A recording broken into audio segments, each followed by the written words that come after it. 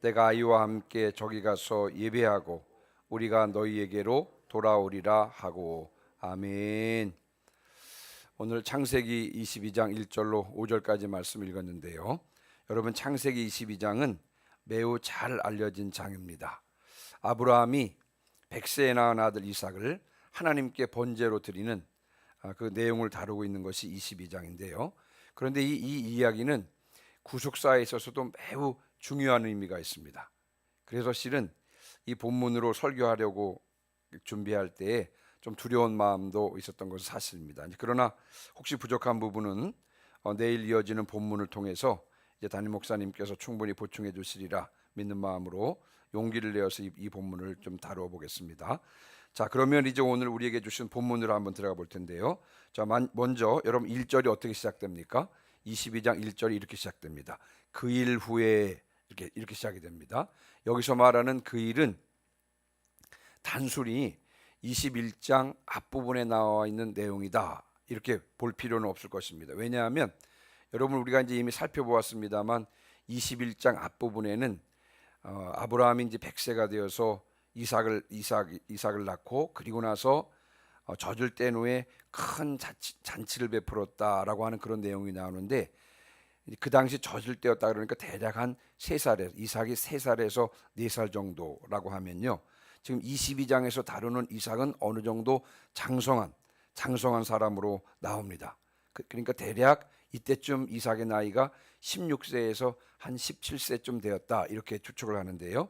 자, 그러니까 21장과 22장 사이는 약 한 10년 정도의 시간 차이가 있는 것입니다.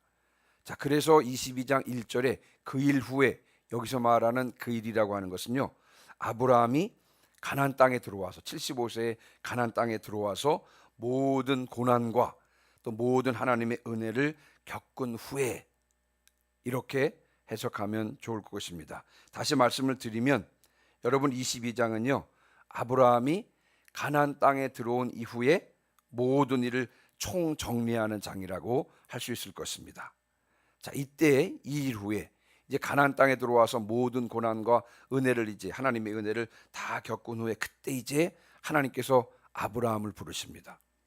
자, 그런데 성경은요 하나님께서 아브라함을 부르신 그 목적을 분명히 밝히고 있는데, 그게 뭐냐면 22장 1절 우리 다시 한번 보실까요? 자, 22장 1절을 다시 한번 읽어보겠습니다. 시작. 그 일 후에 하나님이 아브라함을 시험하시려고 그를 부르시되 아브라함아 하시니 그가 이르되 내가 여기 있나이다. 아멘. 하나님이 아브라함을 시험하시려고 그를 부르시되, 하나님께서 아브라함을 시험하시기 위해서 불렀다라고 성경은 분명히 밝히고 있습니다. 자, 그러면 하나님께서는 아브라함의 무엇을 시험하시려고 하셨나요? 조금 앞서가 보겠습니다. 여러분, 12절입니다. 12절. 자, 우리 12절 같이 읽을까? 12절도 시작. 사자가 이르시되 그 아이에게 네 손을 대지 말라. 그에게 아무 일도 하지 말라. 내가 네 아들 네 독자까지도 내게 아끼지 아니하였으니 내가 이제야 네가 하나님을 경외하는 줄을 아노라. 아멘.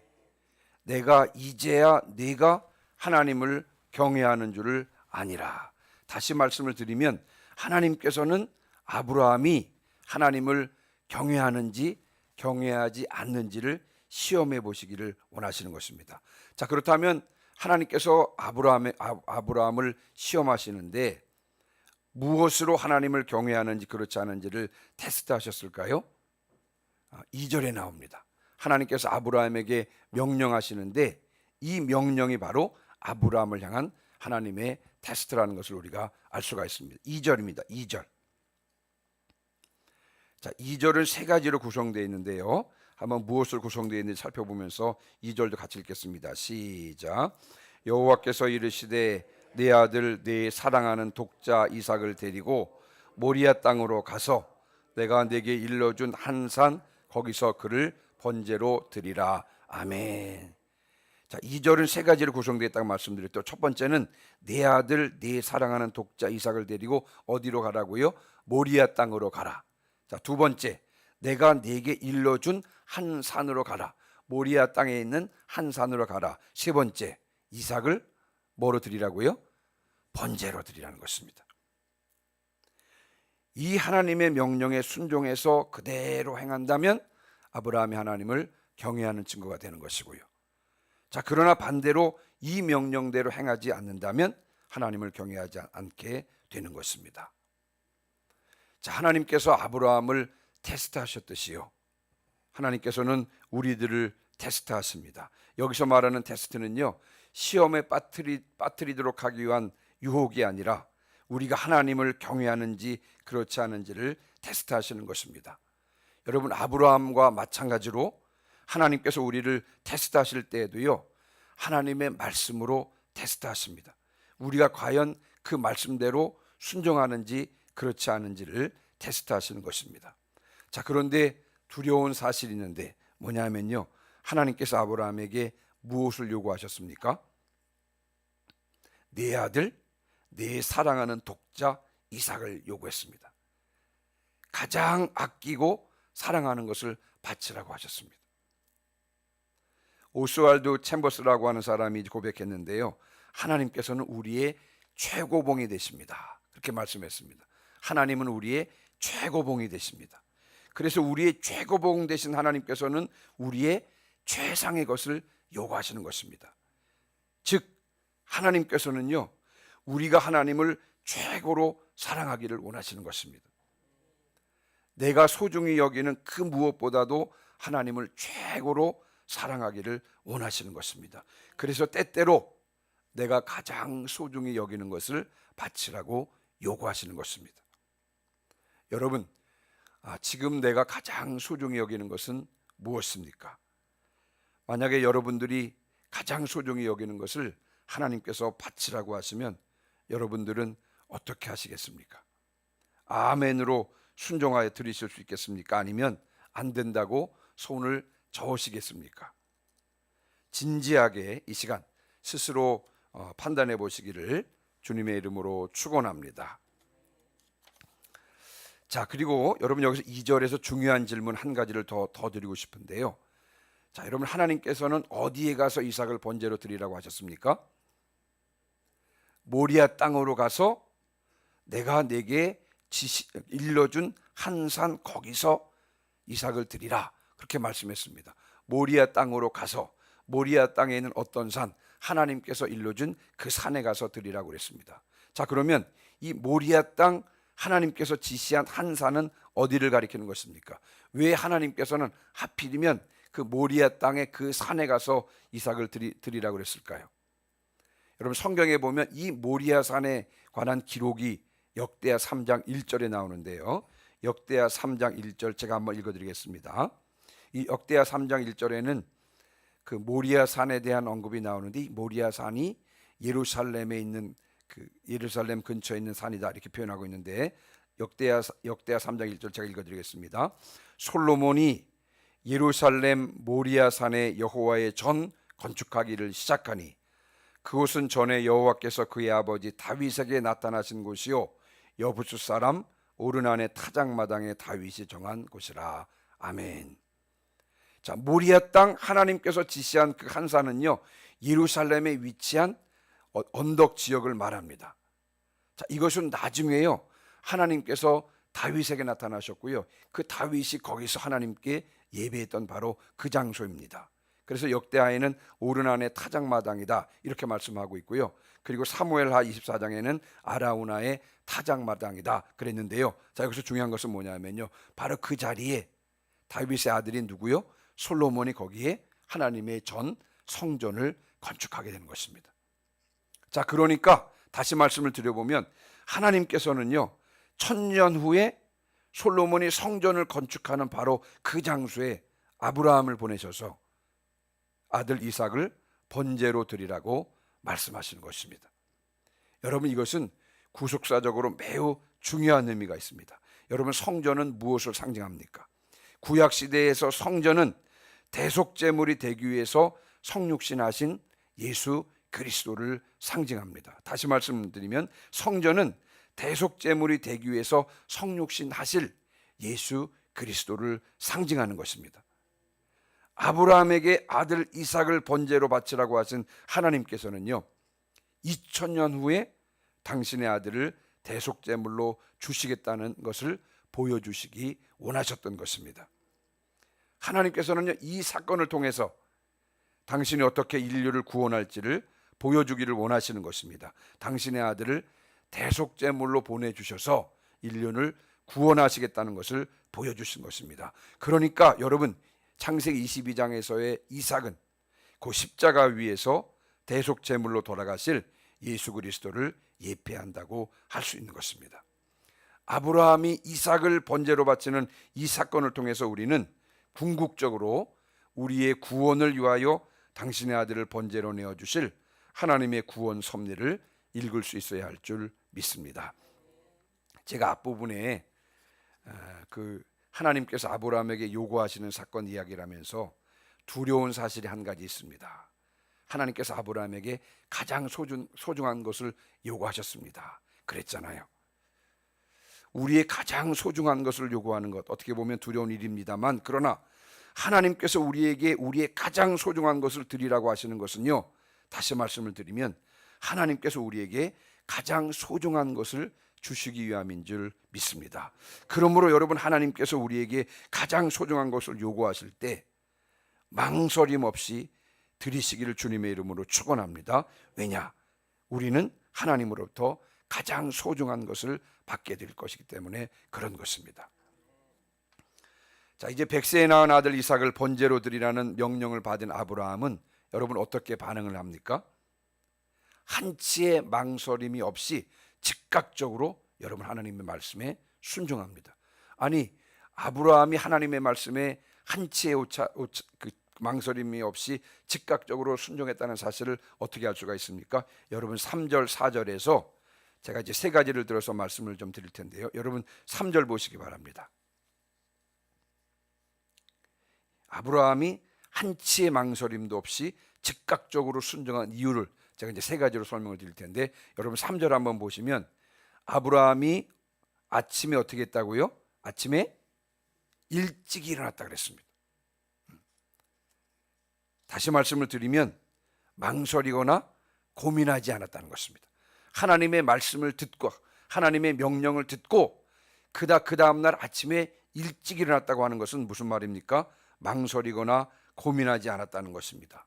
다른 누구와도 의논하지 않았고요, 심지어 추측하기를요, 아내와도 의논함이 없이 하나님의 말씀에 즉각적으로 순종한 것을 알 수가 있고요.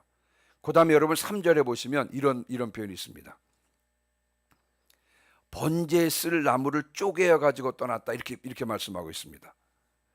자, 여러분 한번 좀 상식적으로 이해가 안 되는데요, 아브라함은 출발하기 전에요, 이미 집에서 번제로 쓸 나무를 쪼개 가지고 떠났다. 이미 아침에 출발하기 전에요, 이미 나무를 쪼개서 번제에 쓸 나무를 쪼개서 준비해 놓고 아침에 일찍 일어나서 그것을 챙겨 가지고 떠났다 그랬습니다.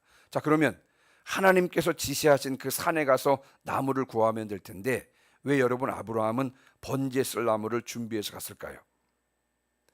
여기서 말하는 산은 우리나라의 산을 상상하면 안 되고요, 여러분 광야의 산을 생각하시면 됩니다. 혹시 그곳에 갔는데 만약에 번제에 쓸 나무가 없으면 어떻게 되겠습니까? 번제로 바치려고 왔는데 번제에 쓸 나무가 없네. 이거는 하나님의 사인이다. 이삭을 번제로 드리지 말라는 하나님의 사인이다.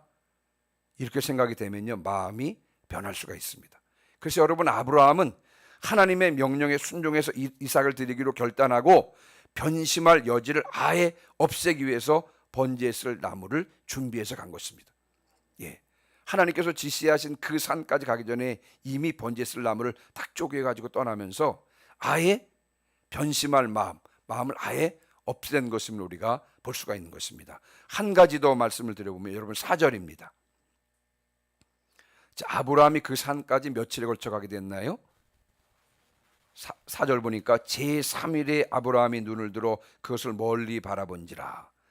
자, 아브라함은 하나님께서 지시하신 땅, 그 지시하신 산을 향해서 3일 동안 이동했다라고 성경은 말씀하고 있습니다. 자, 그런데 여기서 3일이 중요한데요. 자, 3일은 어떤 시간입니까? 3일은 우리나라에도 작심 3일이라고 하는 말이 있죠. 3일은 사람이 마음이 변할 수 있는 충분한 시간입니다. 아브라함이 3일 동안 하나님께서 명령하신 그 산에 당도하는 동안에 얼마나 많은 생각이 있겠습니까? 얼마나 마음이 변할 수 있는 충분한 시간이 있었다는 것입니다만, 그러나 3일이 지났지만 아브라함의 마음은 변하지 않았다는 것입니다. 자, 이와 같은 사실로 근거해 보면 아브라함은 하나님의 명령에 한치의 망설임도 없이 즉각적으로 순종하기로 결단했다는 것을 알 수 있을 뿐만 아니라 중간에도요, 어떤 고민이나 갈등을 겪지 않았다는 사실을 우리가 오늘 3절 4절 본문을 통해서 충분히 알 수가 있는 것입니다. 자, 그런데 마지막으로 이제 제가 중요한 질문 드립니다. 아브라함이 이렇게 즉각적으로 순종할 수 있었던 이유가 무엇입니까? 그 이유를 설명하고 있는 것이 5절입니다. 여러분 5절 보세요. 자, 5절 같이 읽습니다. 자, 시작.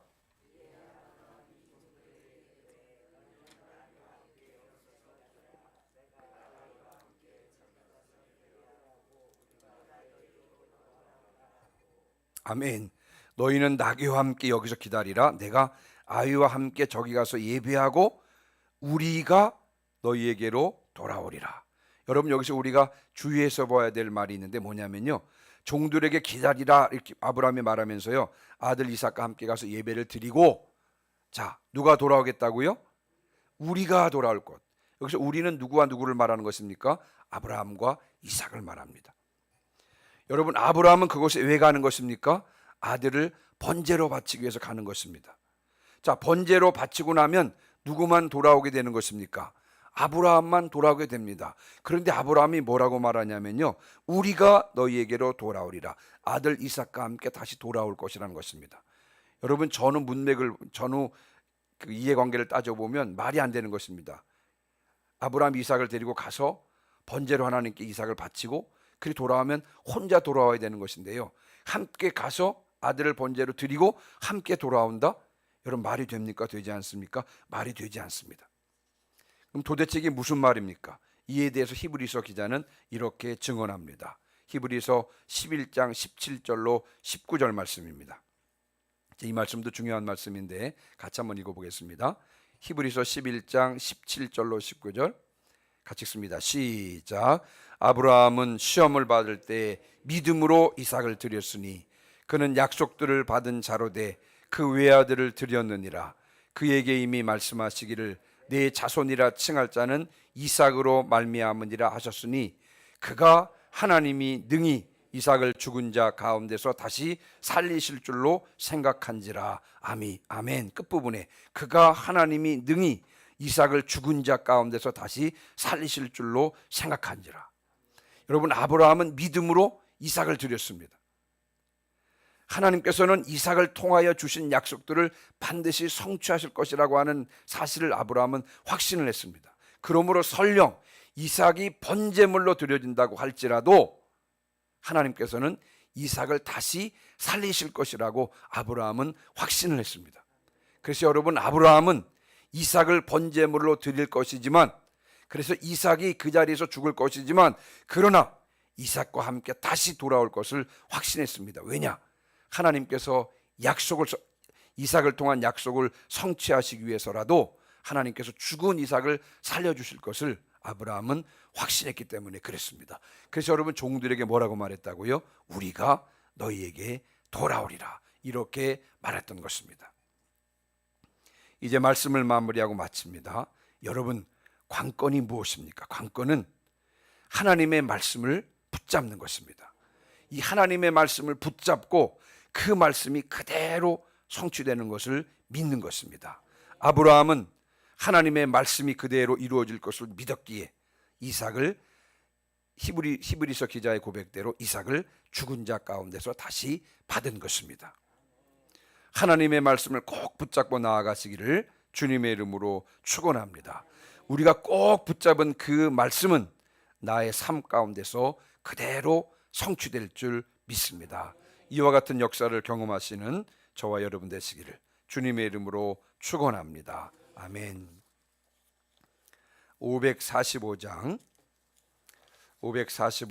찬송하시고 오늘 들은 말씀을 붙잡고 통성으로 기도하시겠습니다.